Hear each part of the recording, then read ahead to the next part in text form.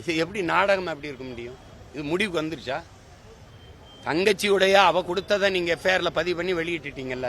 ஒரு சாருக்கு நீ அனுசரிச்சு போகணும், எனக்கு இருக்கிற மாதிரி அவர் கூட இருக்கணும்னு சொன்னாருன்னா சொல்லியிருக்கு, அதை நீங்க வெளியிட்டுட்டீங்க. இவரோட வாக்குமூலம் என்ன? இதுதானா? எதுக்காக இந்த மாதிரி செஞ்சேன், இந்த மாதிரி செஞ்சேன், நீ யாரோட பேசுனேன், இதுக்கு முன்னாடி வேற யாரோட பெண்களோட இப்படி பண்ணியிருக்கிறியா, எதையாவது கேட்டு அந்த தகவலை நீங்க கொடுத்துருக்கீங்களா, வெளியில் சொல்லியிருக்கீங்களா? அப்புறம் நாடகம்னா நீங்க நடத்தினா, நீங்க எதிர்கட்சியா இருக்கும்போது எத்தனை போராட்டங்களை பண்ணீங்க? அப்போலாம் அது நாடகம் இல்லை.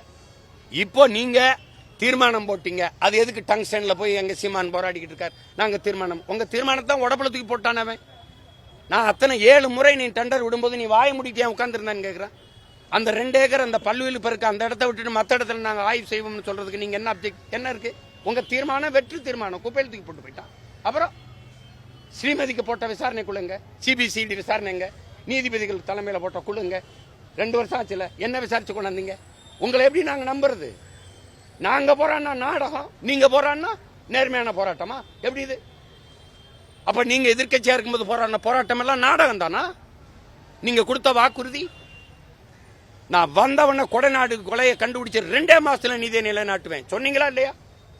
இதே பொள்ளாச்சி பாலியல் வன்புணர்வு அந்த படுகொலை அந்த இதுக்கு அந்த அந்த காணொலி வரும்போது கொதிச்சு எழுந்து நாங்கள் வந்து இந்த குற்றவாளிகளுக்கு உரிய தண்டனை பெற்றுக் கொடுப்போம் சொன்னீங்களா இல்லையா? அதெல்லாம் நீங்க இருந்தீங்கன்னா இப்ப சொல்றதுக்கு சரி நடவடிக்கை எடுக்கும் அரசு ஒரு நம்பிக்கை வரும். எதுவுமே செய்யலையே. நீங்களும் அதை நடவடிக்கை எடுக்க மாட்டீங்க, நாங்களும் போராடக்கூடாது, போராட இடமும் தர மாட்டீங்க, பேசவும் விட மாட்டீங்க. அப்புறம் யாருமே கேள்வி கூடாது, நீங்களா வந்து சொல்லிக்கிறீங்க. எந்த கொம்பனாலும் கூட சொல்ல முடியாத அப்படி ஒரு ஆட்சியை கொடுத்து கொண்டிருக்கிறேன். இந்தியாவே பாராட்டுது எங்க ஆட்சி, அப்படியா மக்களை சொல்லுங்க. நீங்களா பேசிக்கிறீங்க நல்ல ஆட்சி நல்ல ஆட்சி நல்ல ஆட்சின்னு. ஒருத்தனை சொல்லு. ஒரு வயசான ஒரு பெருமகள் உங்க போஸ்ட் சுவரொட்டி ஓட்டு இடத்துல செருப்பு கழட்டி வீசிட்டா, அவ ஆள் மனதுக்கு ஆத்திரம், ஒருத்தி எரிஞ்சிட்டா. பல லட்சக்கணக்கான தாய்மார்களின் மனநிலை தான். அதை எடுத்த ஒரு சின்ன பையன் மேல வழக்கு பதிகிறீங்க. அந்த அம்மாவை பிடிக்கிறதுக்கு ஸ்பெஷல் குவாடு சிறப்பு படை அமைக்கிறீங்க. இதே கர்நாடகாவில் உங்க படத்தை வச்சு செருப்பால் அடிச்சான கர்நாடகன் ஒரே ஒருத்தன் தான் தமிழ்நாட்டில் கண்டிச்சது நான் தான். எவனுமே கண்டிக்கல. எப்படா எங்க முதலமைச்சர் செருப்பால் அடிப்பாங்க? உங்க உருவப்படத்தை தூக்கி பொம்மையை வச்சுக்கிட்டு தூக்கி வச்சு பாடையில் வச்சு தூக்கிட்டு போனான். அன்னைக்கு உங்க கூட்டணி கட்சி தானே ஆண்டுச்சு. நீங்க உங்க காங்கிரஸ் கட்சி உங்க கூட இருக்கிற கட்சிகள் ஒருத்தர் கண்டிச்சீங்களா? உங்க கட்சிக்காரர் கோவப்பட்டீங்களா? அந்த வயசான அம்மா எரிஞ்சிட்டதுக்கு இவ்வளவு தனி படையமைச்சு தேடுறீங்களே.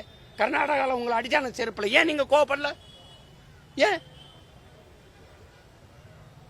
சும்மா போட்டு நீங்க வந்து அது வந்து நாடகம் நடத்துது அப்படின்னா, நீங்க நேர்மையா நடவடிக்கை எடுத்திருந்தீங்க இதுக்கு முன்னாடி நடந்ததுக்கலாம்னா அரசு அந்த நடவடிக்கை மேல நம்பிக்கை வரும், அது செய்வாங்கன்னு.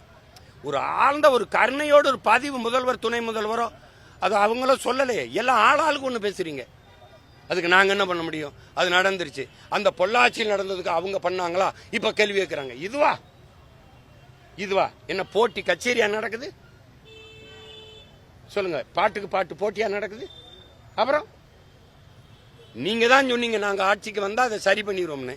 அதனால நம்பி வாக்களித்த மக்கள் கேட்கிறாங்க, என்ன நீங்க அதுக்கு நடவடிக்கை எடுக்கல இதுக்கு நடவடிக்கை எடுக்கல. ஒரு கருணையா நடந்துருச்சு, தவறு. அதுக்காக நாங்க ரொம்ப வருந்துறோம்.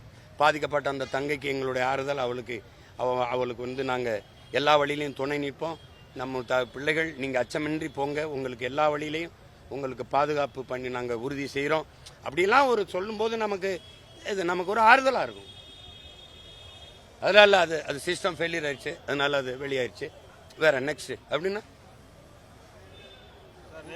நான் ஒரு துப்பாக்கி வச்சு சுட்டேன், அது எவ்வளோ கை தவறி சுட்டுருச்சுங்க, பிஸ்டல் அது ஏதோ இதாயிருச்சு அப்படின்னா விட்டுருவீல?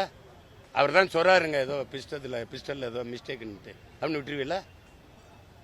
சென்னை போலீஸ் கமிஷனர் இதுக்கு வந்து விளக்கம் கொடுத்திருக்காரு. அந்த ஒருத்தர் தான் அந்த சாருங்கிறவங்க யாரும் கிடையாதுன்னு சொல்லி சாருங்கிறது நீங்க அவர் பிளைட் மோட்ல வச்சிருந்தாருங்கிறத நம்புறீங்க. பாதிக்கப்பட்ட அந்த தங்கச்சி இன்னொரு சாரோட அனுசரிச்சு இருக்கணும்னு அவ சொல்றதை நீங்க நம்ப மாட்டீங்க. எப்படி இது? காவல்துறை விசாரணை நடத்தி அவங்க சொல்றாங்க. அமைச்சரும் காவல்துறை விசாரிச்சு தான் பிளைட் மோட்ல போட்டிருந்தாருன்னு சொன்னீங்களா? அது எப்படி எடுத்தோன்னு சொன்னீங்க? அது எப்படி எடுத்தோன்னு சொன்னீங்க?